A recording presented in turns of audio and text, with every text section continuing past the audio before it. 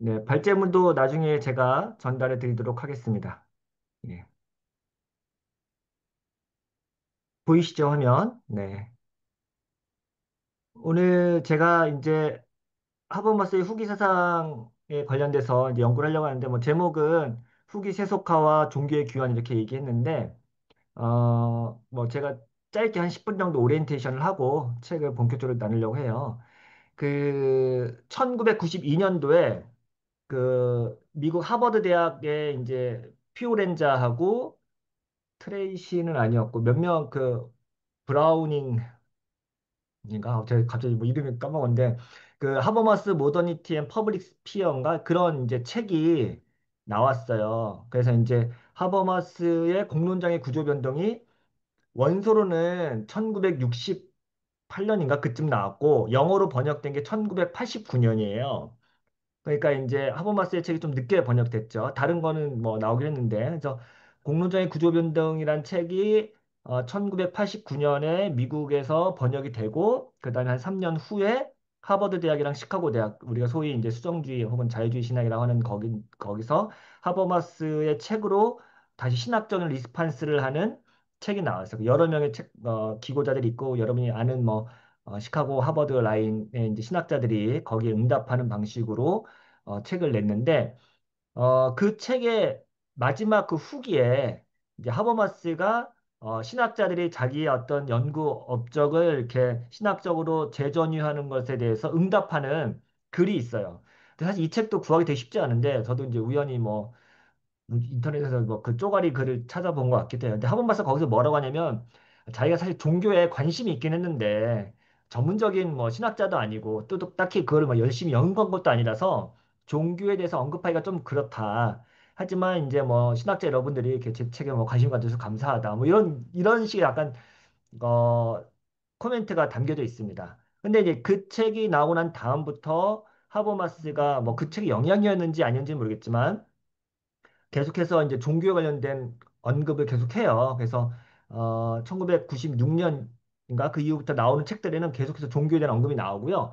그러다가 이제 2000년 이후에 아주 본격적으로 이제 하버마스가 종교에 대한 언급을 하거든요. 근데 이제 거기서 이제 우리가 소위 그래서 하버마스 후기 사상을 이제 벌써 이제 25년이 지났으니까 이제 하버마스는 얼마 전에 돌아가셨는데 그러니까 벌써 이제 그런 25년 사이에 하버마스가 굉장히 종교에 대해서 전향적으로 언급을 하고 있습니다. 그래서 우리나라에도 나온 책이 몇 개가 있는데 일단은 절판된 책인데 의사소통의 철학이라는 책이 있어요. 이게 현대 독일 철학의 정신 8인과의 대화라는 민음사에 나온 책인데 이 책은 여러분이 아시겠지만 유한 베프티스 메츠하고 토이니센 뭐 베냐민 이런 사람들에 대해서 하버마스가 이렇게 나름 글을 쓴 책이에요. 그래서 이 책이 여기 이제 2014년 릴리전 앤 레셔널리티 여기인가? 여기도 이제 몇 개 이제 글이 좀 중첩되는 게 있고요. 그래서 있습니다. 그래서 그러니까 하버마스가 종교에 관심을 갖게 된 본격적으로 대화를 시작하게 된 그 책으로는 이 책으로 입문하는 게 좋긴 한데 이게 절판이 됐어요. 예, 그래서 요거 한번 구해보시면 좋고 그 다음에 이제 대중적으로 많이 알려진 거는 하버마스 라틴거 추기경의 어떤 대담집. 원서는 2006년에 나왔고 그다음에 2009년에 우리나라로 번역이 됐는데 이것도 절판이 됐습니다. 그래서 도서관에 가면 있을 수는 있으니까 찾아보시면 되는데 이제 하버마스는 근대 이성의 대표자로서 나오고 추기경, 라틴어 추기경은 뭐 종교와 전통, 권위의 어떤 상징적인 인물로 나와서 서로 이제 대화하는 이 사건 자체가 어, 바티칸에서 이제 대화를 했는데 뭐 밤새도록 토론한 거 그거를 이제 책으로 낸 거고 이제 요게 이제 되게 상징적인 세속과 종교, 세속과 전통의 만남으로 되게 상징적인 책이 됐고요. 이 책이 이제 나왔으니까 보시면 알 것 같습니다. 이 책의 핵심은 어, 라틴과 추기경의 어떤 뭐랄까 세속화에 대한 긍정보다 오히려 반대로 하버마스가 21세기 들어서 현대 사회의 문제를 좀 더 다각적으로 파악하고 풀기 위해서는 종교의 의미작용이 필요하다라고 하는 것을 보여준 책이기 때문에 굉장히 이제 하버마스의 종교적 회심을 볼 수 있는 좋은 책이기도 합니다. 네, 얇고 괜찮습니다. 그 다음에 이제 본격적으로 그 이후에 나온 책들은 하버마스가 여러분 아시겠지만 뭐 가다머, 데리다, 무슨 뭐 저기 체계 이론 한 사람 누구죠? 아무튼 뭐 그런 사람들 루만 이런 사람이랑 막 대화를 엄청 토론 많이 하잖아요. 그리고 자기를 비판하거나 자기를 언급하는 학자들에 대해서 꼭 언급을 합니다. 그래서 굉장히 이제 대화의 철학자고 논문이 많아요. 그리고 이제 발표문도 많고. 근데 그런 것들을 다 이제 취합해서 나이가 들어서는 이제 젊을 때는 이제 막 다른 거는 쭉쭉쭉 얘기도 하는데 우리 나이가 들면 이런 논문들이나 발표문들, 기고문들을 모아서 이제 책을 내는 걸 많이 하더라고요. 2008년도에 Between Naturalism and Religion 이 책이 되게 중요한 이유가 그동안 하버마스가 롤스에 대해서도 또 나중에 되게 중요한데 롤스의 어떤 정의론, 뭐 정치적 자유주의가 종교와 만나는 그 논의가 미국에서 굉장히 활발하게 펼쳐지거든요. 1990년 이후에. 근데 그거에 대해서 또 이제 하버마스가 개입한 거예요. 그래서 하버마스가 롤스에 대해서 어떻게 반응하고 응답하는지에 대한 글이 여기에 많이 담겨 있습니다. 굉장히 좀 두꺼운 책이고 여기에 본격적으로 Religion in Public Sphere라고 하는 그런 논문이 있고요. 굉장히 긴 논문인데 이제 그거 되게 유명하고 인터넷에 보면 그 다 다운받을 수 있어요. 그래서 이제 아주 뭐 유명한 글이죠. 네, 그래서 이제 Between Naturalism and Religion에 이제 하버마스의 본격적인 공론장과 종교에 대한 대화가 담겨져 있습니다. 뭐 2010년도에는 이제 포스트-세큘러 에이지라고 하는 요 단어, 그러니까 후기 세속화 시대라고 하는 단어가 본격적으로 들어가고 이제 거기서 이제 신앙과 이성애, 전 이 책은 읽어보지는 못했는데 이제 검색이 되더라고요. 대충 이제 뭘 말하는지는 알 것 같아요. 그러니까 여기서 그 종교가 갖고 있는 의미 작용에 대해서 굉장히 이제 강조를 많이 하는데 어쩌면 이제 근대 세계가 잃어버렸던 것들이 종교가 가지고 있는 원초적인 의미 작용, 상징 작용 이런 것들을 이제 다시 복원하는 것, 그래서 깨닫게 하는 것, 인지하는 것이 중요하다는 것을 말하는 책일 것 같습니다. 예. 그 다음에가 이제 2014년에 나온 것도 릴리전 내셔널리티 이 책도 있고요. 예. 그 다음에 이제 원서는 2017 아니죠. 원서는 2012년이죠. 독일어 책으로 냈는데 이제 영어로 2017년에 나오고 우리나라로 얼마 전에 탈형이상학적 사고 2로 나왔습니다. 탈형이상학적 사고 1권은 옛날에 아주 옛날이죠. 그 이진우 교수님이 번역했던 게 있는데 이번에는 이 책은 사실 그 홍윤기 남성일 교수님이 아예 1권 2권을 같이 세트로 다시 번역을 하셨어요. 그래서 하버머스 책 번역은 모르겠어요. 뭐 저는 이 책 읽어보니까 한 번 읽어서는 잘 이해가 안 가고 몇 번 읽어봐야 이해가 될 만큼 좀 쉽지는 않았습니다. 뭐 제가 뭐 나이가 들어 독해력이 떨어진 걸 수도 있고요. 아무튼.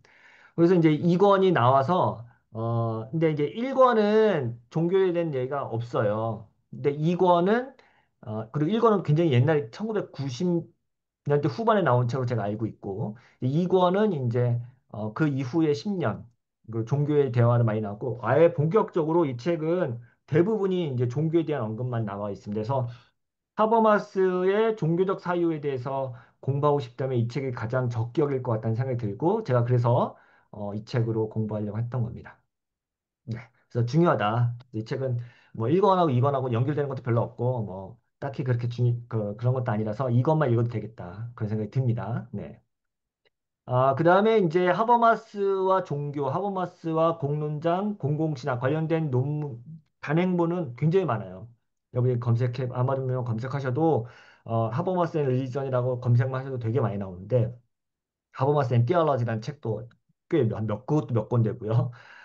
그리고 릴리전 인 퍼블릭 스피어라고 하는 검색어만 쳐도 논문도 되게 많아요. 그래서 뭐 다 소개할 수는 없지만 제가 몇 개만 여러분한테 소개하려면 그러니까 이게 제목만 봐도 여러분이 대충 어떤 그 뉘앙스인지를 알 수 있을 것 같아요. 뭐 공공신학과 퍼블릭 행정에 대한 것들 그리고 하버마스의 후기 세속화에 대한 어떤 전회 이런 것들이 굉장히 이제 연구가 많고요. 그래서 공공신학에서 굉장히 관심 많이 갖고 있습니다. Religion in the Public Sphere라고 하는 제목만 해도 뭐 되게 많아요. 아까 했듯이. 그래서 이제 하버마스 후기 사상에서 이제 신학이 배울 게 뭔지 이런 제가 뭐 페이스북에도 쓰기도 했는데 되게 간략하고 이거 실천신학 교수거든요. 이게 프레토리아 대학의 실천신학 교수들이 쓴 거라서 굉장히 쉽고 재밌게 파악할 수 있는 책으로 제가 추천드립니다. 이 논문을 얇고. 그 다음에 제가 추천드리고 싶은 논문은 요거예요.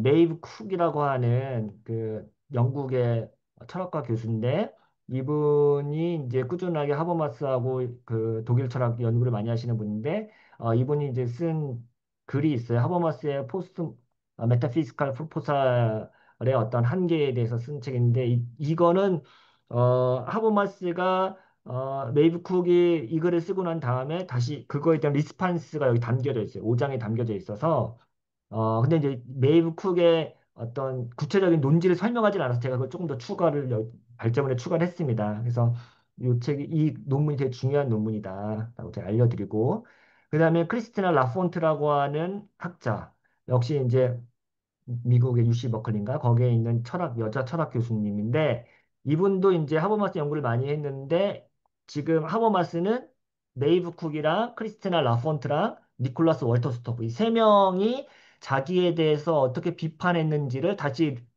재반박하는 글을 여기에 실었어요. 그래서 이 세 명에 대해서 알 필요가 있다. 그리고 특히 이제 하버마스 연구자로서 굉장히 이제 유명한 학자들이기 때문에 알 필요는 있는 것 같아요. 라폰트는 논문이 굉장히 많아요. 그래서 하버마스 연구를 굉장히 나름 명성이 있는 분 같고요. 그래서 계속 꾸준하게 언급되는 사람이다. 뭐 하버마스만큼은 아니겠지만 또 나름 이 레이프 쿡이랑 라폰트 자체가 굉장히 큰 학자이기 때문에 계속 이름이 언급될 거라는 생각이 듭니다. 그 다음에 이제 필레이슨이랑 여기 파비안 두 명, 이 사람이 쓴 하버마스 앤 롤센 Disputing the Political이라고 하는 책이 있어요. 이 책도 하버마스가 언급을 합니다. 그래서 이 책에는 굉장히 많은 논문이 담겨져 있는데 이제 여기는 이제 뭐 공론장과 종교에 대한 논의뿐만 아니라 뭐 여러 가지 글이 있기는 하지만 역시나 이 책이 굉장히 중요한 책이라서 하버마스가 언급을 하고 있어요. 네. 그 다음에 이제 직접적으로 하버마스의 신학에 대해서 언급한 논문도 있어요. 네, 하버마스 디알래스컬 턴이라고 하는 제목도 과감하게 낸 책이 있고요. 그렇게 보면은 이제 굉장히 다양한 방식으로 하버마스, 릴리전, 앤뭐 시티즌십 혹은 뭐 퍼블릭 이런 용어들이 지금 후기 세속 사회 그리고 2021년도 이후에 가장 활발하게 논의되고 있는 주제이고 굉장히 핫한 주제다. 소위. 이건 정치 철학계라든가 혹은 뭐 종교사회학 혹은 신학에도 굉장히 큰 영향을 미치고 있는데 아쉬운 거는 이제 우리나라에는 이거에 관련된 논의가 거의 없죠. 근데 이제 이거는 여러 가지 이유가 있어요. 여러분이 이제 국내에 나온 책 중에 하버마스 스캔들이라는 책이 있어요. 이시윤 선생님이 쓴 책인데 이제 서강대학교 박사 논문을 좀 이렇게 바꿔서 사회학자인데 옛날에 제가 카이로스에서 하버마스와 공공신학에 대해서 이제 논문 발표했을 때 그 선생님이 논평을 하셨었는데 그때만 해도 하버마스 후기 사상을 이제 연구한다고 하셨는데 이제 좀 논문 주제 바꿔가지고 하버마스 국내의 하버마스 수용사와 그리고 그 변천사 그리고 왜 현재의 많은 학자들이 하버마스를 연구하지 않는지 유행을 왜 이렇게 금방 끝나는지 이런 거를 책으로 내서 이제 하버마스 스캔들이랑 아주 좀 도발적인 책을 냈죠. 그래서 우리나라 국내 하버마스 연구자들을 다 이제 비판하는 굉장히 이제 도전적인 책을 냈는데 사실은 제가 뭐 알겠지만 장춘익 선생님이라든가 한성환 선생님이라든가 하버마스 굉장히 유명한 우리나라 학자들이 있는데 하버마스는 그냥 좀 모르겠어요. 뭐 많은 사람들이 이제 유행이 끝났다라고 하기도 하고 저 역시도 하버마스가 말하는 뭐 미완의 근대적 프로젝트 이런 논의들이 여전히 뭐 학문계에서는 뭐 많이 통용되고 있고 하버마스의 뭐 다양한 뭐 의사소통 행위라든가 이런 것들이 뭐 클리셰처럼 굉장히 자주 등장하는 말이긴 하지만 그렇지만 여전히 이제 탈근대 현상이라든가 포스트 모더니즘이라든가 오늘날 뭐 해체주의 이런 것들에 밀려나서 하버마스는 여전히 좀 옛날 사람 같은 느낌이 들긴 하죠. 저는 이제 그럼에도 하버마스는 여전히 그 인문학이라든가 사회과학을 연구하는 사람들에게 굉장히 중요한 현대의 고전이기 때문에 꼭 공부를 해야 되고 또 특히 이제 포스트세큘러에 대한 논의에서 오늘날 굉장히 중요하게 다뤄지고 있기 때문에 하버마스를 그냥 그렇게 무시할 수는 없다라는 게 제 생각입니다. 그래서 이번 기회에 저 역시도 하버마스한테서 조금 이제 연구 관심사가 이제 좀 떠나긴 했지만 그럼에도 이제 너무 중요하기 때문에 알고 넘어가는 게 좋겠다라고 하는 것. 그리고 역시 한국사에서는 여전히 유의미한 담론일 수 있겠다라는 생각이 들기는 합니다. 네. 그래서 이제 이야기하겠고, 예. 그래서 이제 여기 1부가 1장부터 3장까지 나와 있는데, 이제 일부 내용은 이제 생활 세계에 대한 논의, 그리고 이제 종교에 대한 논의인데, 하나만 제가 이제 언급하면, 제가 이제 4장하고 5장 오늘 할 건데, 내용이 많아서 다 하지도 못하겠어요. 그래서 얼마나 이제 하는 데까지 해보겠습니다. 3장의 책 제목이 의식의 진화론적 의미에 대한 가설이에요. 여기 의식은 consciousness, 우리의 이제 의식작용, 요게 아니고요. 리추얼이에요.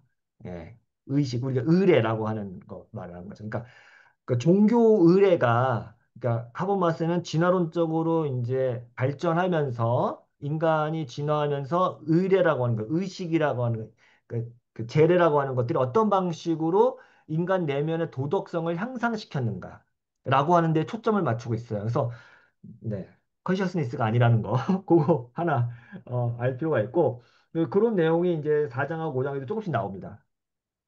오늘은 이제 4장, 5장 이야기를 할 텐데 4장은 네, 시간이 많이 갔으니까 제가 좀 빨리빨리 진행할게요. 4장은 종교에 대한 철학의 새로운 관심이고요.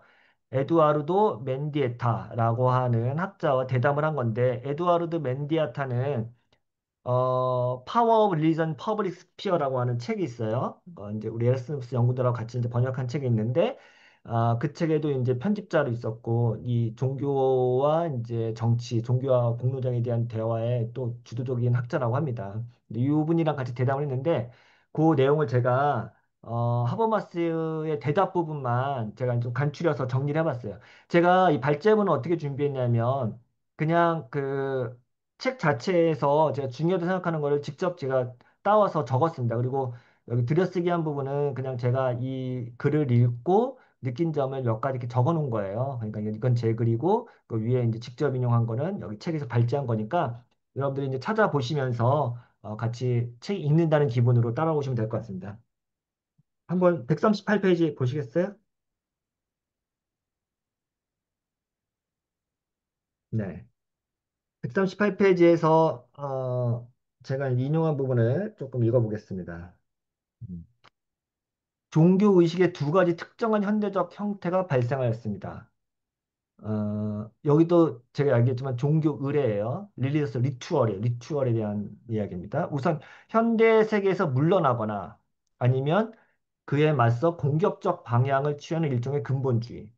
첫 번째는 현대 세계에서 물러난다. 이거는 quietism, 뭐 정적주의, 뭐 침묵주의, 뭐 이런 걸 수 있겠죠. 혹은 뭐 퇴거한다고 하는 방식의 사람이 있고 또 그거와 비슷한 방식이지만 이제 공격적으로 이제 근본주의가 있겠고 또 다른 하나는 다른 종교와 관계를 맺으면서 제도화된 과학의 오류 가능한 인식을 존중하고 인권을 수용하는 반성적 성찰적 신앙이 있습니다.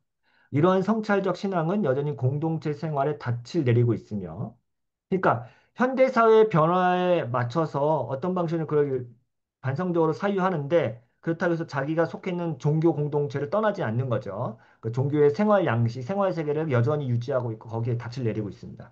이것을 완전히 주관적인 것 안으로 움츠러들어 변덕스럽게 흔들리는 탈제도화된 종교성의 새 형태와 혼동해서는 안 된다.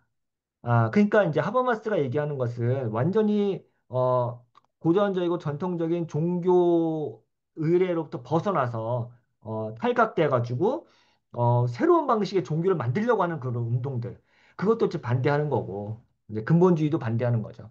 여전히 종교의 생활 세계 안에 닻을 내리고 있고 그렇죠? 어, 그러면서 이제 반성적인 성찰적인 신앙 요 방식이 있겠다라고 이야기를 하는 겁니다. 네. 그래서 하버마스 말하는 탈령 희사학적 사고는 이성의 재구성이란 방법을 통해 절차적이고 언어화되고 역사적으로 상황지어져 일상 외적인 것의 가치를 박탈하는 쪽으로 이끄는 사고. 네. 검소하고 오류 가능성을 인정하는 겸손한 사고. 여기서 더 나아가서 탈세속적인 것으로 논의를 확장하는 거죠.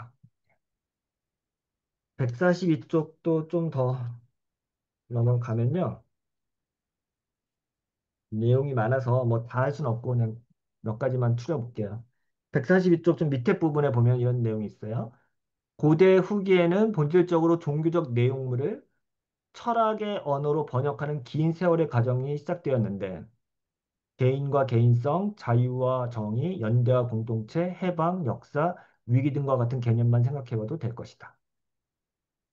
어, 그러니까 이제 그 하버마스가 Between Naturalism and Religion에서도 많이 언급하는 부분 중에 하나인데 우리 여기 나오는 이런 개념들 있죠.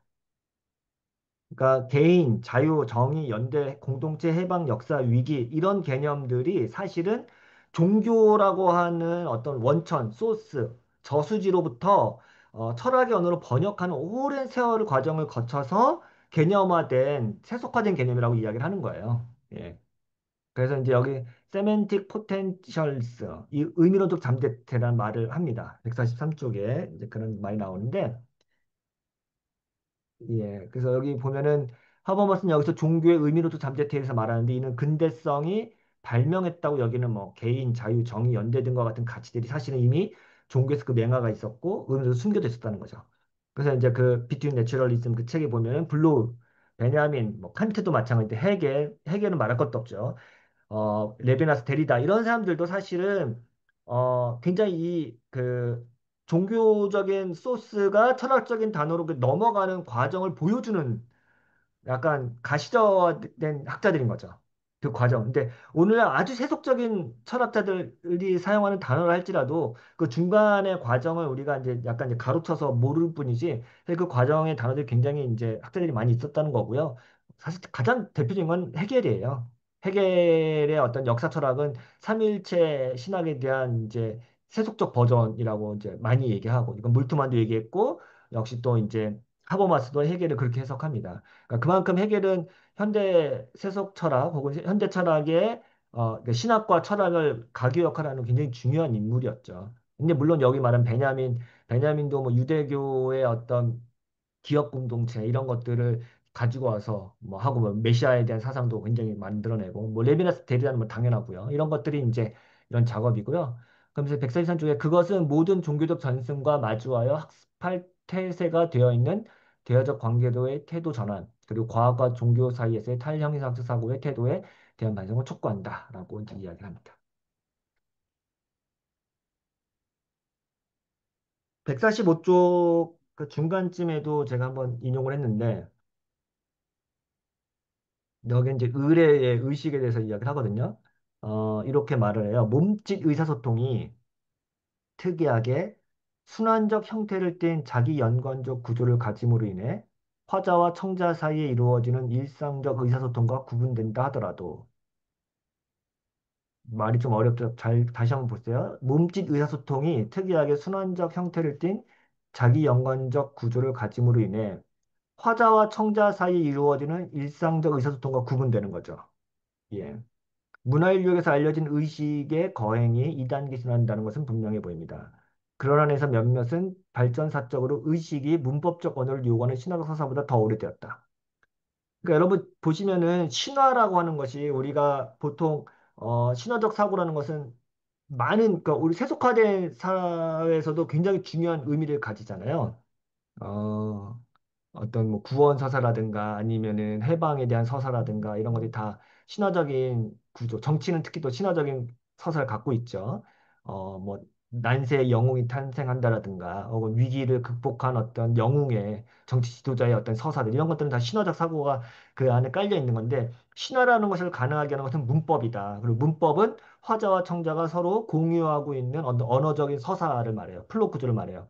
근데 하버먹스는 여기서 그거보다 더 오래된 게 뭐냐면은 몸짓 의사소통이에요. 몸짓 의사소통은 문법이 있기 전에 문화일주자에 말한 것처럼 오히려 이제 사람들이 무언의 몸짓의 의사소통을 통해서 뭔가를 리추얼을 했는데 그것이 오히려 훨씬 오래된 어, 행위다라고 말하는 거죠. 그러니까 여기서 이제 하버마스가 하고자 하는 말은 뭐냐면 인간들이 그러니까 신화가 굉장히 오래된 사람들의 정신 구조를 만들어내고 그 정치에 굉장히 큰 영향을 미쳤다고 생각하는데 오히려 더 전에 그건 뭐겠어요? 제사 의식이죠. 예, 의례죠. 오늘 말로 말하면 예배죠. 예배라고 하는 어떤 독특한 그 몸짓 의사소통. 여기서 춤, 노래, 뭐 음성, 음악, 뭐 이런 것들 독특한 그러니까 반복되는 행동들 이런 것들이 훨씬 더 오래된 어, 그런 정치적인 어떤 맹아를 갖고 있는 그거야말로 이제 종교가 갖고 있는 굉장히 중요한 역할이라고 이야기를 하는 거죠. 예. 145쪽에 조금 더 읽어보면 만약 오늘날에도 여전히 영향을 행사하는 강한 전통이라는 좁은 의미에서의 종교를 다른 모든 세계관과 구분한 것이 도대체 무엇인가 하고 자문한다면 그 답은 의식의 거행이 그것이다. 예, 종교가 갖고 있는 가장 태고적 그리고 원초적이고 소스는 뭐냐 할 때 의식이다. 의식을 프랙티스하는 거다라고 얘기하는 거죠. 종교는 신도 공동체인 교구의 제례 행위가 없으면 살아남지 못합니다.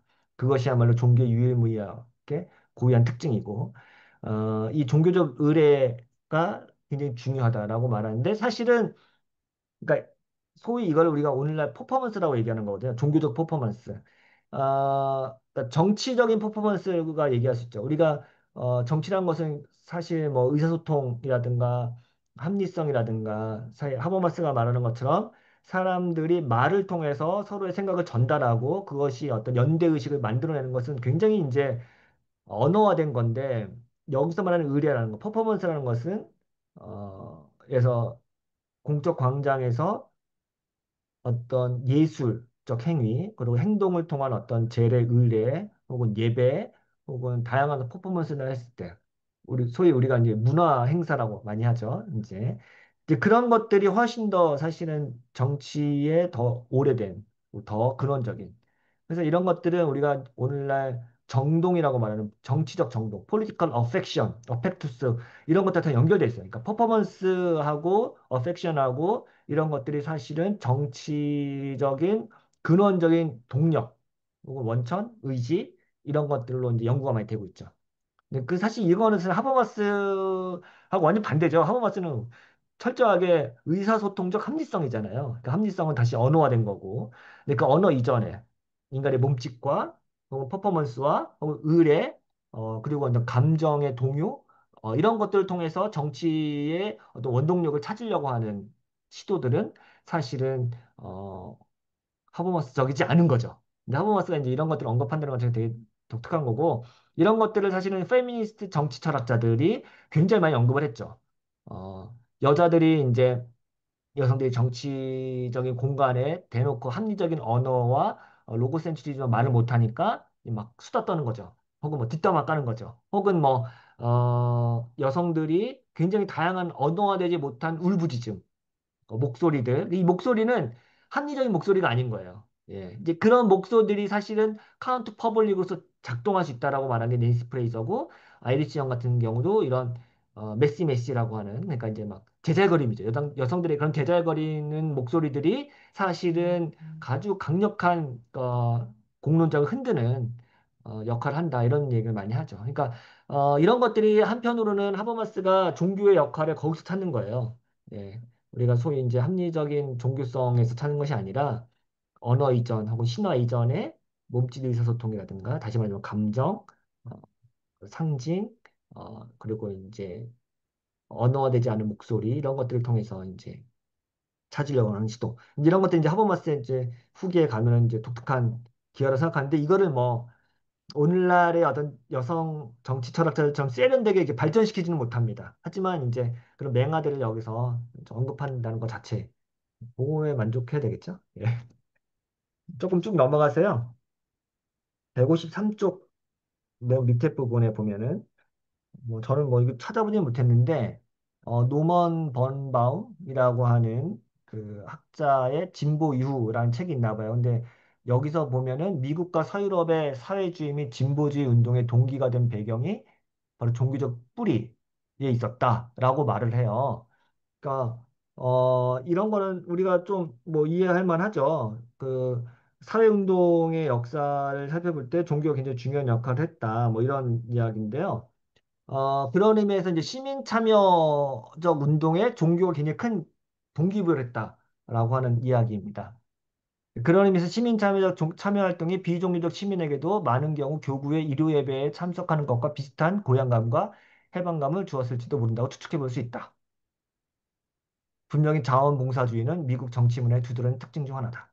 그러니까 주말마다 우리가 광장에 나가는 사람들, 이게 약간 종교적인 의례와 비슷한 행위가 아니냐라고 우리가 생각해 볼 수 있다는 거죠. 근데 이제 그 단순히 이제 그런 방식의 토크빌이 말하는 것처럼 참여형 민주주의, 우리가 계속해서 광장에 참여하는 방식으로 민주주의를 성숙한다 이런 것을 우리 종교로부터 이제 찾아내는 이런 방식 말고 근데 그러니까 그 정치 참여와 종교 의례의 어떤 동질성, 유사성 이런 연구도 있어요. 근데 이제 하버마스는 그거보다는 오히려 동기를 부여하는 종교적 사회화의 끈질긴 잠재력이 자주 무의식 중에 그 영향력을 지속적으로 발휘한다라고 말하는 거죠. 음. 그러니까 일단 그 형태의 유사성을 갖고 비교하는 거. 그러니까 사람들이 시민들이 비종교인들이 정치적인 참여에 주말마다 참여하는 것과 교인들이 종교인들이 주일날 예배 참여하는 거는 형식의 동일성. 이거는 제임스 스미스도 얘기를 많이 했잖아요. 주말마다 백화점에 가는 것이 굉장히 예배를 드리는 것과 되게 유사한 형태다. 그러니까 이게 이제 미국적인 방식, 혹은 뭐 영국에서 주말마다 축구장에 가는 그 스포츠 의례적인 것과 되게 연동되어 있다. 이런 분석은 아닌데, 뭐 하버마스는 그런 정도의 얘기는 하는 건 아니고요. 오히려 이제 그 이 사람들의 마음속에 어떤 그 종교가 갖고 있는 의례가 시민 참여적인 방식으로 이제 발화되거나 혹은 진전될 수 있다라고 하는 걸 이야기하는 것 같습니다. 154쪽인데요. 인류학자들이 기술하는 그런 의식들이 연대성 창출의 에너지를 발휘하는 본질적 원천은 그것들의 전적으로 고유한 의사소통 형태 덕분에 얻게 되는 저표상과 경험인 것처럼 보입니다. 네. 의식의 리추얼이 연대성을 창출하고 그 에너지의 원천이 되어서 어떤 그걸 표현하는 방식이죠. 이 의사소통 형태가 두드러지게 드러나는 것은 첫째로는 자기지시적이고 자기 순환하는 공동체 실천에서 결여된 현세와의 연관을 통해서이고, 다음으로는 춤과 노래, 무언극, 장신구, 신체 채색 등과 같은 상이한 도상적 상징을 아직 명제적으로 분화하지 않은 미분화 상태로 적용하는 것에서 나오는 총체론적 의미 내용. 말이 참 어렵죠. 예. 좀 풀어서 하면은, 그러니까 이런 의례에서 나오는 다양한 그 퍼포먼스라든가 외적인 상징들, 혹은 다양한 비언어적 행태들이 명제화된다. 명제화된다는 건 뭐예요? 우리의 경험과 어떤 체험들이 스테이트먼트로 이제 진술되는 거잖아요. 하나의 명제적 형식으로. 근데 그거 되기 전에 명제로 분화되어서 정확하게 이제 참과 거짓이라고 하는 진리값을 갖는 명제적 진술로 되기 이전에 거기서 나오는 어떤 총체론적 의미 내용이 있다. 그러니까 분절되지 않고 어떤 하나의 어떤 큰 어떤 덩어리로 있는 그런 종교적 의례에 굉장히 중요한 의미가 있다. 이런 이야기를 하는 거죠. 예. 그래서 이제 저는 생각하기를 이런 글을 읽을 때 도대체 오늘날 같은 세속화된 사회에서 사람들을 결속시키고 연대하게 만드는 힘은 어디서 나올까? 왜냐하면 이 철저하게 세속화라는 거는 자유주의라고 하는 것과 먼저 나왔고, 자유주의는 사실은 뭐겠어요? 권리담론 그리고 개인주의, 이게 첫 번째잖아요. 롤스의 정의는 첫 번째 정의의 원칙은 뭐예요? 자유의 원칙이죠. 개인의 자유의 원칙이죠. 이거는 어떤 국가나 전통이나 공동체도 침범할 수 없는 개인의 자유예요. 이게 이제 첫 번째 정의로는 원칙이고 세속사에서 가장 중요한 건데, 이런 사람들이 어떻게 공론장에서 혹은 공적 영역에서 서로 연대하고 사람들을 결속시킬 수 있을까? 불가능하거든요. 예, 옛날에는 어떤 공동체 의식, 공동체주의자들은 함께 마을 공동체에서 서로 이제 결속하고 연대하는 힘이 있었죠. 근데 이제 그게 무너진 세계가 바로 세속화잖아요. 사람들이 결속과 밴딩할 수 있고 본드할 수 있는 게 없어요. 어, 그런데 이제 거기서 이제 세속화 이후에 어떻게 공동체를 엮어내는가가 가장 큰 시민사회 운동의 핵심이잖아요. 네. 근데 후기 세속 사회에서 시민 종교의 역할이 바로 여기에 있는 거죠. 예, 이 시민 종교라고 하는 것은 우리가 뭐 여기 계신 분들은 어떻게 할지 모르지만 되게 부정적으로만 평가하는 사람도 있는데 그렇지 않죠. 세속 사회에서 시민 종교가의 기능은 사람들을 연결시키는 그 결속시키는 역할을 하는데 이게 굉장히 중요한 역할이고 오히려 더 후기 세속 사회에서 더 강력하게 그 힘을 발휘하죠. 그래서 이제 강인철 선생님의 시민종교 탄생이라는 책에 보면 앞부분에 총론 부분이 나오는데 여러분이 꼭 읽어보셔야 돼요. 되게 중요한 그 뒷부분은 이제 한국 사회의 시민종교 탄생에 대해서 막 역사적인 고찰했는데 그 앞부분은 이제 이론적인 고찰을 했거든요. 근데 굉장히 저는 중요한 글이라 생각합니다. 그래서 강인철 선생님의 시민종교 탄생 꼭 앞부분만 읽어보시면 좋겠습니다. 거기에 이제 후기 세속 사회, 세속화와 후기 세속 사회에서 어떻게 사람들을 결속시키는 힘이 시민종교로부터 나오는지 꼭 나오고 있거든요. 그거 되게 중요합니다. 그래서 하버마스는 아직 명제적으로 표상화되기 이전 미분화된 상태 총체론적 의미작용, 즉 상징과 몸집으로 구현된 종교적 의례에서 그 동력을 찾는 거죠. 종교의 미학적 요소들은 그 끈질긴 생명력으로 오늘날까지 사람들의 행동을 추동하는 지속적 영향력으로 이어지죠. 이러한 종교적 영향력, 원동력, 에너지야말로 현대 사회에서 사람들이 공적 영역에 관심을 가지고 참여하고 저항하고 관여하게 만드는 힘이죠. 이런 힘은 공론장을 활성화하고 민주주의에 활력을 주죠. 네. 이는 원자화된 개인을 그 근원으로 삼는 자유주의 인간론의 대안이 될 수 있는 거죠.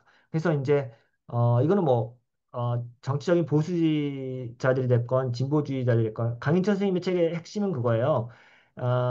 오늘날 이제 광장에 모이는 태극기 부대 현상이 됐건 혹은 민주화 운동을 하는 진보적인 그룹이 됐건 둘 다 이제 시민종교의 한 형태인 거죠. 네. 방식으로는 그래서 이제 존 뉴하우스라고 하는 네이키드 퍼블릭 스피어라고 하는 책을 쓴 미국의 가톨릭 정치 신학자도 사실은 시민종교 역할을 강조했고 여기서 말한 건 1980년대 이후에 미국의 죽어가던 공론장을 다시금 활성화시킨 것. 바로 이제 보수 기독교 우파의 정치 참여. 그리고 그게 시민 종교에 불을 붙였고 지금 오늘날의 뭐 부정적인 방식이긴 하지만 어쨌든 사람들이 집안에만 갇혀 있는데 광장으로 뛰쳐나오게 만드는 중요한 역할을 했다. 이런 이제 분석들이 있는 거죠. 좀 쭉 넘어가 보겠습니다. 164쪽, 165쪽인데요. 164쪽 한 중간 부분부터 제가 인용을 했는데 한번 읽어보겠습니다. 사회 안에서의 종교적 전승과 조직이 하나의 활력 있는 힘으로 머무르는 한 자유주의적 헌법의 틀 안에서 국가와 교회의 분리가 이루어진다 해도 종교적 공동체의 영향력을 완벽하게 제거하고 민주적 정치만 남길 수는 없습니다. 확실히 국가 권력의 세속화는 경쟁하는 세계관 공동체와 종교 공동체를 마주하여 중립적 세계관에 입각한 헌법과 아울러 집단적 구속력을 가진 의결을 체결하는 틀 안에서 비당파성을 요구합니다. 그러겠죠. 그러니까 이게 이제 로이스가 말하는 컨퍼렌시브 닥트린, 포괄적 교의예요. 그러니까 그 어떤 전통적인 종교라든가 어떤 공동체는 포괄적인 교리를 갖고 있어요. 세계관을 갖고 있어요. 근데 이 세계관이 헌법이라든가 국가 행정력에 있어서는 굉장히 이제 그런 방식으로 참여하면 안 되기 때문에 비당파성을 그런 공동체나 종교에게 요구를 하죠. 그렇죠? 그런데 이제 하버마스의 이제 문제적인 게 뭐냐면 그러나 법치주의적 민주주의는 시민들에게 종교적 생활의 영역 권리를 명시로 보장하죠. 그렇죠? 하지만 동시에 그들을 민주주의적 공동 입법자로서의 역할을 차별하면 안 되죠. 그렇죠? 이제 이 역설이 존재하는 거죠. 개인의 종교의 자유는 인정해주고 그들이 공동 입법자로서 역할을 할 수 있는데 그럼에도 불구하고 비당파성을 요구하는 것. 이게 이제 딜레마잖아요.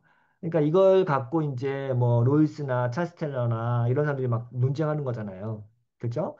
근데 이게 이제 오늘날 이제 공론장에서 종교의 어떤 역할을 어떻게 하느냐가 가장 큰 논쟁이고 가장 큰 이슈죠. 예. 이 역설의 암시는 오래전부터 자유주의에 대한 원한을 선동했는데 사람들이 정치적 자유주의를 정교 분리적,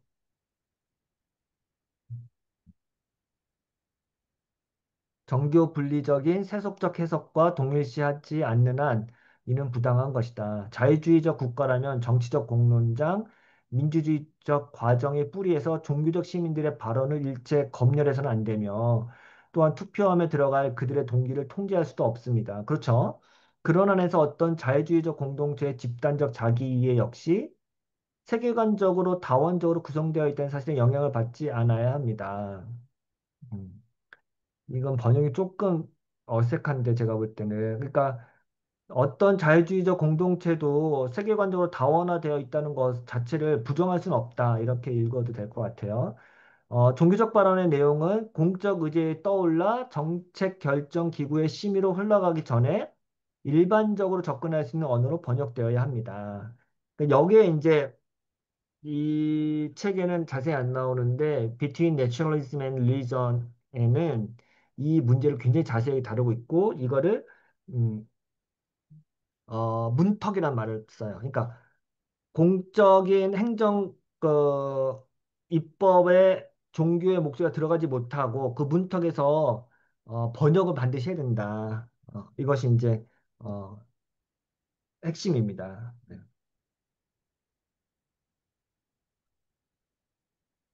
예. 자유주의가 갖고 있는 정치적 딜레마는 시민들의 자발적인 참여와 그 동기를 통제해서는 안 된다는 것이고, 종교라는 특정한 세계관이 공적 영역에서 거친 목소리로 침입해 들어오려는 불순한 의도를 막아야 한다는 점이죠. 하버마스의 제안은 종교적 목소리를 순화해서 공적인 언어로 번역하자는 것입니다. 이게 이제 하버마스의 중요한 논의입니다. 마지막으로 그 165쪽 하나 더 보면은 종교적 시민들과 마찬가지로 비종교적인 시민들이 이성을 공적으로 사용하는 이 저수지에서 정치적 관련성이 있는 공적 의견들이 형성되는 한 수기를 통해 형성되는 민주주의적 정당화가 종교적 목소리와 종교에 의해 자극된 논쟁에도 의존한다는 것은 모든 시민의 집단적 자기의 일부임이 틀림없습니다. 음. 결국은 이제 수기라 딜리버레이티브 데모크라시, 그러니까 수기적 민주주의라는 것이 그러니까 우리가 이제 절차적 정당성이라고 말하는 것은 각자 다양한 세계관과 가치관과 종교를 가지고 있는 자유주의적 시민들이 딜리버레이티브를 통해서 합의를 도출해내고 그것을 모두가 따르는 것. 이게 이제 민주주의의 이제 수의 민주주의, 혹은 합의 민주주의, 결의 민주주의 이런 방식으로 말을 하죠. 이것이 이제 중요한 거고 이거는 종교를 갖고 있든 갖고 있지 않든 모든 사람들이 이 방식, 절차적 정당성의 이 방식을 모두 따라야 된다라고 하는 것. 이게 이제 하버마스의 이야기입니다. 네.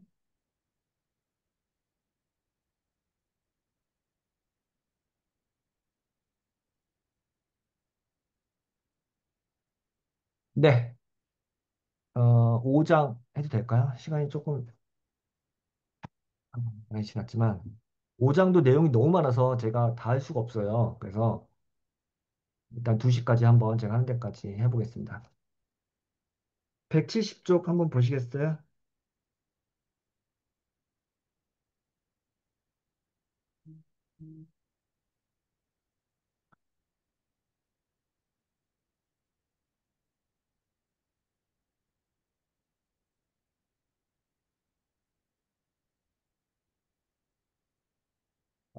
170쪽. 예, 하겠습니다. 아, 나는 내가 왜 세계상의 발전 단계에 대한 진화적 시각이 유용하다고 간주하는지 암시라도 하고자 한다.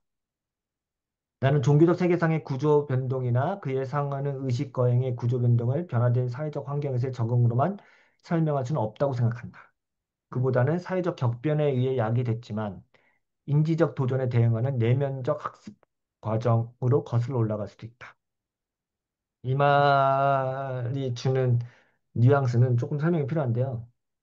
어, 조금 더 제가 쓴 거 해볼게요. 카사노바나 찰스 테일러. 카사노바 책도 공공신학 하시는 분들한테 굉장히 중요한 건데, 소위 우리가 이제 후기 세속화와 종교의 등장에서 꼭 읽어야 될 책이 호세 카사노바의 책. 책 제목이 갑자기 또 기억이 안 나는데 릴리전 뭐인 퍼블릭 포스트 세큘러인가 뭐 게 있어요. 호세 카사노바 책. 찰스 텔러 세큘러 에이지는 뭐 그렇게 너무나 중요한데, 근데 저희 공적 신학이라든가 혹은 정치 신학하고는 크게 연관은 되지는 않지만, 이제 배경사서 너무 중요하지만, 근데 더 중요한 게 얼마 전에 나왔던 일레인 그레이엄의 책 제목은 제가 모르겠어요. 근데 이제 Between Hard Place and 어, 그 책 있는데 아무튼 그 책, 책을 나왔어요. 비아토르에서. 그래서 일레인 그레임하고 카사노바의 책은 굉장히 중요합니다. 정치 신학이나 공공 신학 하시는 분들에게는. 그래서 이제 그 책이 이제 언급이 되는데 이제 하버마스는 카사노바나 테일러는 종교의 발생을 설명할 때 사회적 격변에 적응하면서 생겼다고 말한다고 합니다. 이건 제가 잘 모르는 부분이긴 한데, 그러니까 우발적 변화에 의해서 그러니까 사회가 격변할 때 종교가 이제 출현한다, 이머전스 한다라고 본 거죠. 근데 하버마스는 종교는 내면적 학습 과정을 통해 서서히 진화하는 하나의 과정으로 봅니다. 물론 하버마스 역시 칼 야스퍼스가 말한 기축 시대, 뭐 지축 시대라는 말도 있고 뭐 여러 가지 번역인데 이 책에서는 기축 시대, 즉 기원전 1000년대에 전 세계적으로 동시다발적으로 발생한 종교의 발생을 기본적으로 인정. 근데 이제 이거는 공자나 붓다나 예수나 뭐 이런 사람들의 뭐 느슨하게 보면 이제 한 기원전 1000년부터 해서 기원전까지 1000년기 동안에 발생한 세계 종교, 세계 중요한 종교들이 이제 발생하게 되는 거죠. 어, 다만 이제 하버마스는 이런 기축 시대, 그러니까 그 야스퍼스는 이 기축 시대가 소크라테스라든가 뭐 공자라든가 예수가 이제 동시다발적 전 세계적으로 이렇게 발생하는 어떤 그 종교가 출현하는 어떤 큰 이제 텀이 있다, 패러다임이 있다, 혹은 뭐 이 지각 변동이 있다 이렇게 설명한 거잖아요. 그러니까 이거를 이제 하버마스는 인정하긴 하는데 종교는 인지적 도전에 대한 생산적 대답을 현시한 것이다. 그러니까 이거를 그러니까 변화하는 시대상에 종교가 적응하거나 하기 위해서 만들었다. 이게 설명하는 게 아니라 물론 그런 게 없지는 않지만 그것을 넘어가서 어, 어떤 그 도덕적인 발전 현상을 통해서 설명하는 거죠. 구원과 재앙의 여러 세계 내적 힘은 도덕화되어서 예, 세계 전체를 초월한 하나의 신 또는 하나의 신적인 것을 묘사했다. 그래서 그 하버마스 가장 많이 하는 게 런이란 동사예요. 러닝 프로세스, 학습 과정이란 말을 늘 해요. 그러니까 민주주의는 개별 시민들이 성장하는 과정이라는 표현을 많이 써요. 이건 이제 진화론적인 방식으로 설명할 수도 있겠고, 아니면은 왜 그러겠어요? 사실은 선언적으로 그 합의가 도철되는 게 아니라 대화를 통해서 합의와 수기를 통해서 결론을 도출하는 그 과정을 이제 민주주의라고 보는 거잖아요. 그러니까 절차 자체를. 그러다 보니까 아마 사람들의 도덕이 내면화돼서 그것이 성장하는 과정을 굉장히 종교의 중요한 역할로 보는 것 같습니다.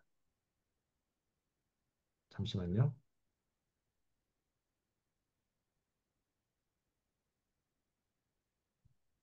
네.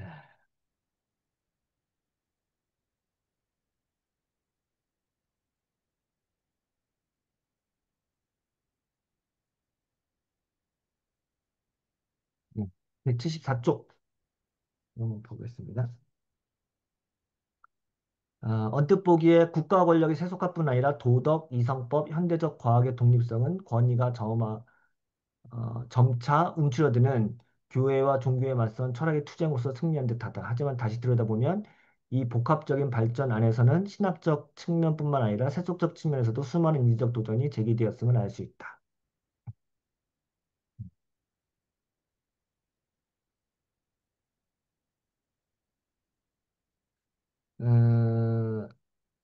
좀 더 읽어볼게요. 그러니까 이제 신학이 그 세속 권력에 의해서 잠식당하고 뭔가 이제 그 설자를 잃어버린 것 같지만 오히려 그렇지 않다라고 이제 하버마스는 디펜스 하는 건데요. 그래서 신학은 종교개혁 시기 과학의 발전에 기여했다. 그러면서 아리스토텔레스가 구축한 세계상을 해체하는 역할을 했다. 이런 이야기도 할 수 있겠고, 성서학에 대한 연구, 그러니까 역사 비평이죠. 그것이 문헌학적 연구의 새로운 지평을 열었다. 그러니까 오히려 신학이라고 하는 것이 세속 사회의 발전에 더 혁신적인 공헌한 것도 되게 많다라고 반박하는 거죠. 또한 교회는 세속화된 법치 국가와 조우하기 위해 세속적인 법을 학습해야만 했고, 그렇죠? 종교 의례는 알미 세속적 원천에서 영향을 공급받은 계몽주의에 적응하기 위해 새로운 방식으로 개혁되어야 했고, 이런 방식으로 세속주의에 함몰되지 않고 스스로를 적응해 나갔다. 즉, 세속적 사고로는 접근할 수 없는 자기만의 고유한 방식으로 종교 고유의 원칙을 유지했던 것이죠. 예. 반면 찰스 테일러가 말한 내재적 틀은 지나치게 평면적으로만 근대 세계를 그렸다. 이거는 이제 세큘러 에이지에서 이제 찰스 테일러가 근대의 내재적, 그러니까 임마넌트 프레임이라고 하는 것을 이제 비판하는 내용인데요. 찰스 테일러에 따르면 근대 세계는 닫힌 세계 구조로만 상상되었고 이러한 상상은 사람들에게 지배적인 인상을 남겼다. 근대적 자아는 신을 통해 부여받은 도덕 질서를 자신에게 귀속시킴으로써 완충된 자아를 형성했다. 그러니까 자기 안에 그 세계를 가둬둠으로써 그 안으로 모든 걸 해결하려고 하는 방식. 외부 세계로부터 자아를 분리해 스스로 자신을 완성할 수 있도록 변한 것이다. 이게 근대 세계의 완충적 자아고요. 이 모든 것이 바로 근대의 내재적 틀로 작용했다. 이 내재적 틀은 수직적이고 초월적인 세계와의 접촉을 거세하고 현세적이고 일상적인 삶의 영역에서만 의미를 발견하는 근대적 인식론인데, 이런 것들이 사실은 그 근대의 세계관인데, 그러니까 외부적이고 초월적인 어떤 개입이라든가 어디 열린 세계로 자신을 개방하는 거에서 계속 소극적이었던 방식이고, 하지만 오히려 찰스 테일러가 이런 방식의 근대화를 비판했고, 하버마스 역시 신학이 가져다주는 혁신이라든가 그 열린 세계관에 대해서 이야기를 하죠. 네. 177쪽부터는 종교적 세계관의 발전은 속세의 앓음을 처리하는 과정에서 지속적으로 자극을 받았기 때문에 다음 두 가지를 염두에 둬야 한다. 그러니까 종교적 세계관이 속세, 그러니까 세상적인 알무로부터 영향을 받았고 자극을 계속 받잖아요. 그러니까 이 두 가지를 염두에 둬야 되는데, 첫 번째, 탈형이상학적 사고의 전제 아래에서는 신학적 내용물의 세속적인 것 안으로의 이주가 계속 진행될 가능성을 배제할 근거가 없다. 네. 신학적 내용물의 세속적 것 안으로 이주. 네. 이 자유주의 신학의 어떤 기본적인 태제죠. 계속해서 세계 내적인 방식으로 신학이 들어가는, 스며드는 역사적인 신학으로 되어버리는 거죠. 두 번째는 신학적인 것들을 그렇게, 저기 일파 같은데? 전형시켜, 예. 이게 모양을 바꿔서 자기화하거나 번역하는 것을 바람직하다고 간주할 여부는 여전히 우리의 진단살다. 이거 중요하다는 거죠. 그러니까 신학적인 것들을 변형시켜서 자기 스스로 모양을 갖추어 나가거나 그리고 그걸 번역하는 것. 이것이 중요하다는 거고요. 179쪽에 좀 밑에 쪽에 보면은 만약 구원과 재앙의 힘에 대한 인간의 대응을 더 이상 의식의 형태로 조직하지 못하고 오직 유동하는 형태의 종교성으로만 살아남으려는 종교가 있다면 결국 윤리성을 추구하는 다른 생활 형태와 구별할 수 없을 정도로 동화버릴 것이다. 저는 이거 되게 중요하다고 생각했는데요. 그러니까 종교가 갖고 있는 근원적인 힘이라는 것은 구원과 해방이고, 이제 이런 것이 위기와 재앙의 상황에서 인간이 종교를 통해서 만들어내는 어떤 본질적인 종교적 힘이 있는데, 이것을 의례라고 하는, 의식이라고 하는, 예배라고 하는, 쉽게 말해 예배라고 하는 형태로 이걸 그 풀어내지 못한다면, 그러니까 예배라고 하고 의식이라는 형태로 구원과 해방의 그 현대적인 계속해서 변화하는 흐름을 수용내지 못한다. 그렇죠? 만약 그렇게 하지 않고 계속해서 유동하는 형태의 종교성으로만 살아남으려 한다. 그러니까 소위 우리가 이런 얘기 하셨잖아요. 뭐 예배 형식이 중요하냐, 뭐 건물이 중요하냐, 혹은 뭐 예배 뭐 전통적인 어떤 뭐가 중요하냐 이렇게 말하고 정신이 중요하지라고 하면서 형식과 껍데기를 다 이렇게 벗겨내는 방식으로 종교의 본질을 찾으려고 하는 운동 있죠. 그러니까 유동하는 형태의 종교성. 종교성은 인데 그 갖고 있는 틀은 뭐 언제든 시간에 따라서 바뀔 수 있어. 이렇게 말하려고 하는 종교가 있다면 이거는 윤리성을 추구하는 다른 형태와 뭐가 다르냐라고 하는 거고요. 그런 의미에서 계속해서 의식, 의례를 강조해요. 그러니까 어떤 방식이든 구원과 재앙, 위기라고 하는 상황을 의례를 통해서 풀어냈지만 그 종교의 고유한 기능이 있다. 네, 이렇게 얘기를 하고 있습니다. 180페이지입니다. 조금만 더 해볼게요. 종교적 전승이 현대에 와서도 여전히 실질적 영향을 미치는 기본 개념들. 네, 종교적 전승이 현대에 와서도 여전히 실질적 영향을 미치는 기본 개념들이 뭐가 있냐? 역사적 위기사고, 보편주의적 의무윤리, 의사소통적으로 사회화되어 생활사적으로 개인화되면서 체험을 쌓아가는 인격체. 안에 흡수되지 않는 의미론적 내용을 여전히 담고 있다. 그러니까 종교의 어떤 컨텐츠들이 지금 아까 말 이런 방식으로 흡수되어서 번역되지 않는다면, 그렇죠? 세속적 동시대인으로서 우리는 왜 이러한 유산에 관심을 가져야 하는가? 관심을 가질 필요 없다는 거죠. 그러니까 이제 하버마스가 말하는 현대 종교의 두 축이라고 할까요? 그러니까 전통적인 의례의 뿌리를 받고 있고 그러면서도 그 컨텐츠를 여기 말하는 뭐 보편적 의미윤리라든가 의사소통, 뭐 생활사적 이런 것들로 번역이 가능한 것으로 가야 되는 거죠. 예. 하버마스는 신학이 세속적 지식과 접촉하면서 지속적으로 자기 변형 혹은 번역의 과정을 거쳐야 한다고 말하지만 동시에 종교 자체가 가지고 있는 고유한 능력에 집중한다. 즉, 여전히 번역되지 않고 분절되지 않으며 기존 제도나 절차, 법과 질서를 가능하게 만드는 어떤 그런 힘이 있다는 말이죠. 이러한 힘은 결코 자유주의적 정치 철학에서 말하는 개인적인 차원 정의담론으로는 설명될 수 있는 설명될 수 없는 힘이에요. 설명될 수 없는 종교의 연대한 능력에서 나온다고 이야기합니다. 181쪽도 제가 한번 읽어보겠습니다. 중간쯤에 있는데요. 문화적 자원 수준에서 현대의 규범적 자기이해는 주로 과학의 진리 지향, 법과 도덕의 평등주의적 보편주의 및 예술과 비평의 자율성 안에서 표현됩니다. 오늘날 나의 질문은 이러한 창대한 계몽주의의 문화, 그리고 내가 바라는 바와 같이 결코 잃어버릴 수 없는 이 문화의 잠재력이 과연 빠르게 복잡해지는 사회적 조건 하에서 위기 상황이 요구하는 사회적 연대 행위의 동기를 창출하기에 충분한가 하는 것이다. 이해하셨어요? 그러니까 현대의 규범적 자기 이해라고 하는 근대성이 만든 자아상이 그건 뭐겠어요? 과학, 법과 도덕이 만든 평등, 보편주의, 자율성 이런 것들이 사회적 연대 행위의 동기를 창출하기에 충분한가? 그러니까 위기 상황이 요구하는 요게 이제 하버마스의 질문이잖아요. 오늘날과 같은 위기 상황에서 사람들을 본딩하고 밴딩하는데 충분한 어떤 리소스가 될 수 있는가?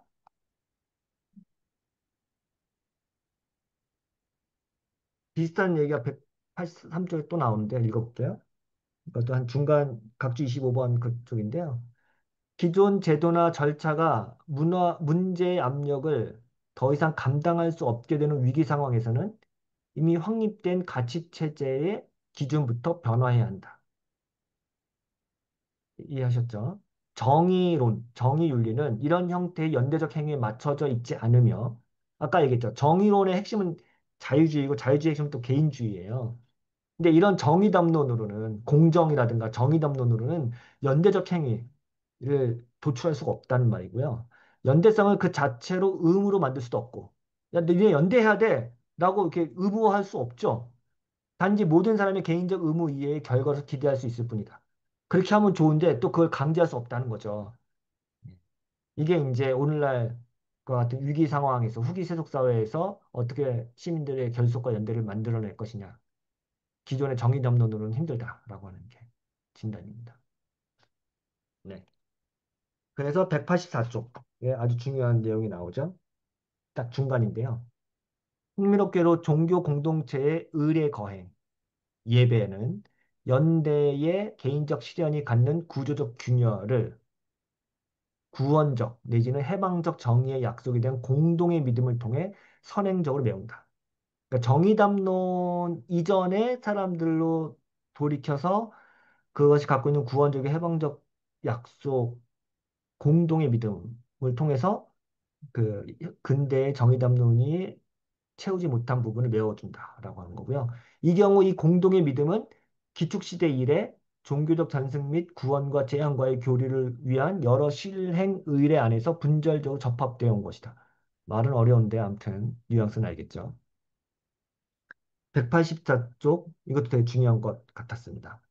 되게 시적인데 새벽 동이 터오듯이 다가오는 신의 지배가 주는 구원의 순간. 그리고 뭐 불교에서 탄생을 거듭하는 윤회의 순간에서 해방되는 순간은 개인적 행복으로 끝나지 않는다. 오히려 이는 폭넓게 확산된 위기의식을 배경으로 하여 인류 전체를 감싸는 집단적 운명을 염두에 둔다. 이때 위기의식은 연대를 형성하는 공동의 힘이 아니라 그것을 촉발하는 조건이다. 예.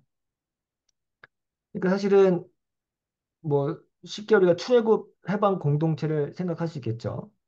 예. 개인의 해방, 개인의 어떤 구원이 아니라 민족과 국가, 공동의 해방을 이루어내는 연대의식인 거죠. 어, 그래서 저는 이렇게 써본 게요.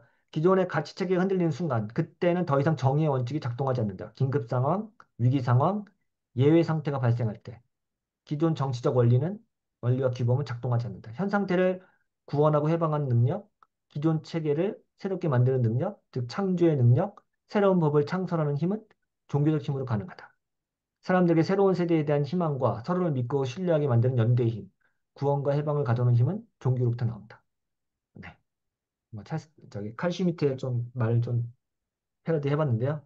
네, 이런 이제 법을 창설하는 힘, 그리고 예외 상태를 결정하고 새로운 세대로의 어떤 전환을 모색하는 힘은, 그리고 그거는 개인이 아니라 공동체적 힘은 이제 종교로부터 온다라고 메시지입니다. 그렇게 하고 쭉 넘어갈게요. 왜냐면 이 3번, 4번 가면은 이제 독일의 세속화 논쟁 나오고 이게 이제 칼 슈미트에 대한 그 맥락에 대한 이야기인데 이거는 나중에 또 한 번 나오거든요. 그래서 제가 넘어가고 4장 탈형이상학적 사고의 개법 이것도 넘어갈게요. 알고 있으면 좋지만 뭐 이게 지금 우리가 하는 거 방법론적 무신론과 불가지론 이것도 넘어가고요. 왜냐면 뒤에 할 게 너무 많아서 다 하기 어려워요. 213쪽. 네. 6번 정치적 공론장에서 종교의 역할. 요거 위주로 하겠습니다. 내용이 많아서. 네.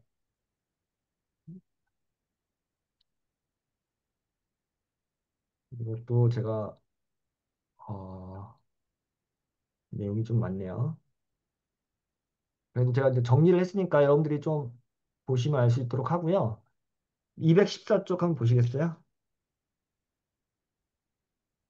214쪽 되게 중요하다고 생각하는데 이 문제에 대한 정교분리주의의 답은 공론장에서 종교를 축출한다는 것이다.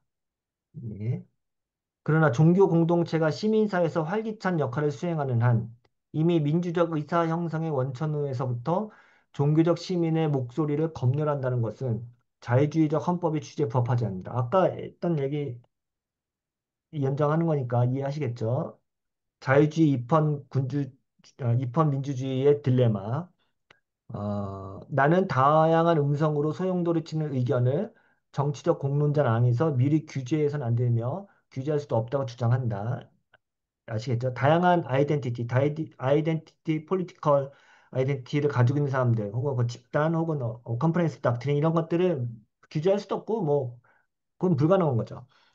그러나 종교적 기여는 정치적 제도의 여러 심의 안에 들어가기 전에 예, 그 내용이 일반적으로 접근 가능한 어세서블한 랭귀지로 트랜슬레이션 돼야 된다. 그러니까 이게 이제 가장 하버마스의 계속해서 변하지 않는 아무리 종교적인 그 리소스라든가 종교적인 어떤 인게이지먼트를 강조해도 끝까지 이거는 놓치지 않아요. 되게 중요한 것 같고요. 이거는 이제 뭐 여기 계신 분들은 어느 정도 뭐 선의가 있을 것 같은데 제가 좀만 더 부가 설명을 드리면 정치적 공론에서 종교의 역할에 대해서는 지금 미국에서는 가장 많이 논의되고 있는 논쟁 중에 하나예요. 여기에는 월터스토프, 로티, 로버트 아우디, 뭐 누스바움부터 시작해가지고 뭐 엄청난 철학자들이 다 관여하고 있는 주제입니다. 로즈의 정의론 이후부터 1971년도에 나왔고요, 정의론이요. 그때는 이 논쟁이 불거지지 않았어요.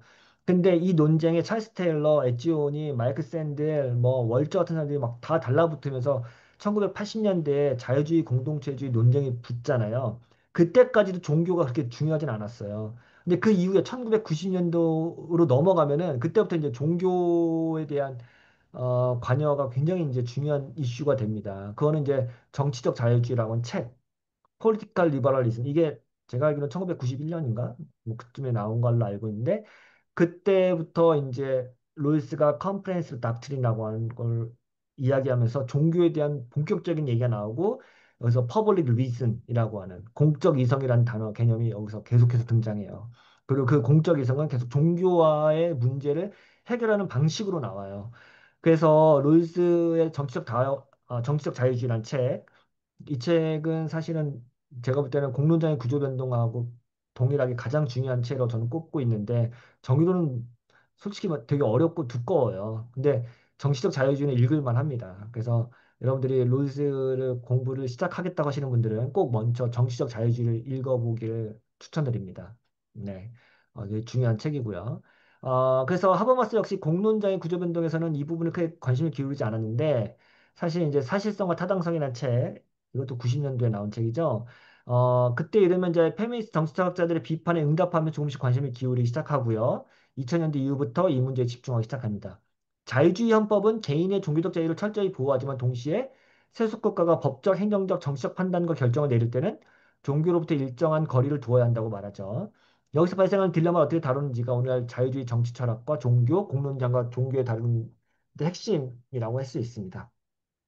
하버마스는 기본적으로 종교가 공론장에서 다양한 목소리를 낼 수 있고 기여할 수 있다고 보지만 그것은 일반적으로 접근 가능한 언어로 번역되어야 한다는 조건 안에서만 가능하다는 입장을 계속 견지하고 있습니다.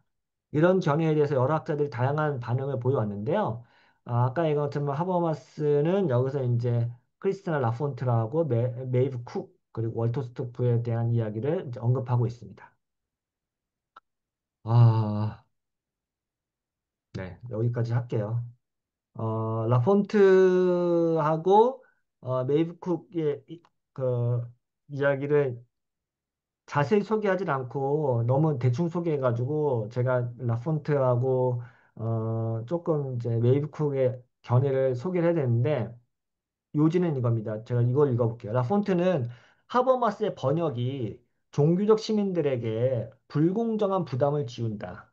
왜냐면 이 공정한 게임이 아니다. 그러니까 종교인과 세속 시민이 있을 때 공론장에 참여할 때 세속 시민은 그냥 자기가 갖고 있는 자율적인 이성을 통해서 그냥 마음껏 말하면 되는데 종교인들은 이걸 번역해서 들어오라고 하니까 이거 불공정한 거 아니냐라고 하는 거죠. 이게 그러니까 뭐 어떻게 생각할지 모르겠습니다. 좀 읽어볼게요. 즉 종교적 시민이 자신의 신념을 세속적 언어로 번역해야 한다는 요구가 세속 시민에게는 부과되지 않는 불평등한 의무다. 종교적 시민은 번역을 해야만 공론장에 참여할 수 있고 세속 시민은 그냥 자신의 목소리를 여과 없이 말한다고 하면 이거 불공정한 거 아니냐. 하버마스는 공론장이 모든 시민에게 열려 있어야 한다고 주장하지만 번역 요구는 실질적으로 종교적 시민의 참여를 제약하죠. 라폰트는 이런 요구가 공론장의 이상인 포용성과 다양성을 약화시킨다. 종교적 신념의 핵심은 세속적인 언어로 완전히 번역하기 어려운 초월적 요소를 포함하고 있고요. 따라서 번역이 불가능하거나 왜곡될 경우 종교적 시민의 목소리가 공론에서 배제될 위험이 있다. 요건 이제 두 번째 논쟁이긴 하지만 첫 번째는 야, 공론장이 다양한 목소리와 포용성을 특징으로 한다면 왜 번역을 굳이 해야만 하느냐라고 이야기하는 거고요. 라폰트의 대안으로 종교적 언어가 공론장에서 직접 표현될 수 있도록 허용하자.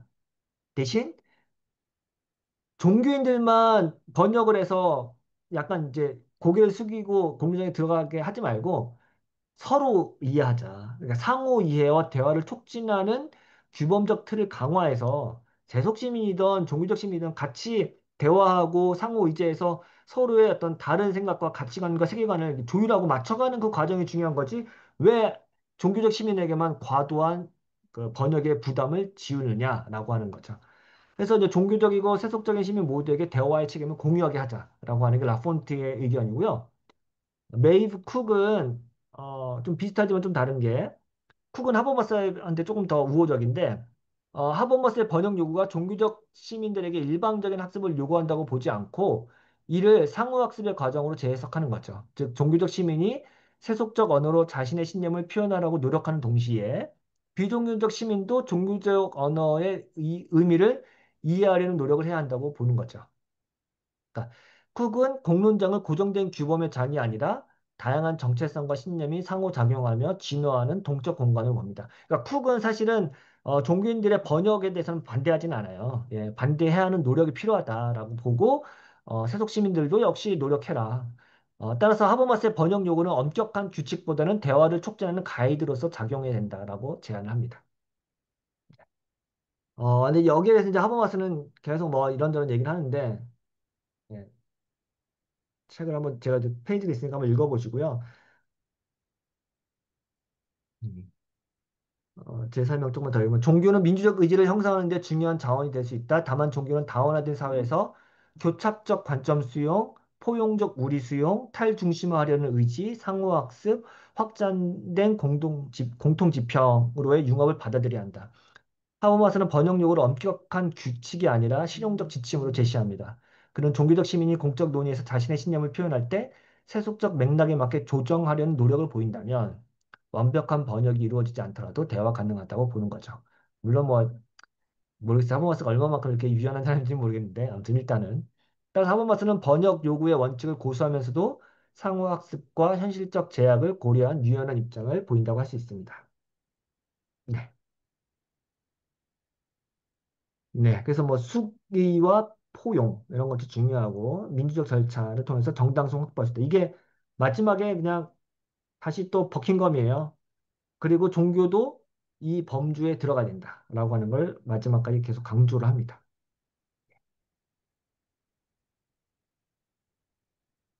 여기까지 급하게 그냥 일단 했는데요. 혹시 뭐 이야기하거나 토론할 거 있으면 해주시기 바랍니다. 제가 녹화 끌게요.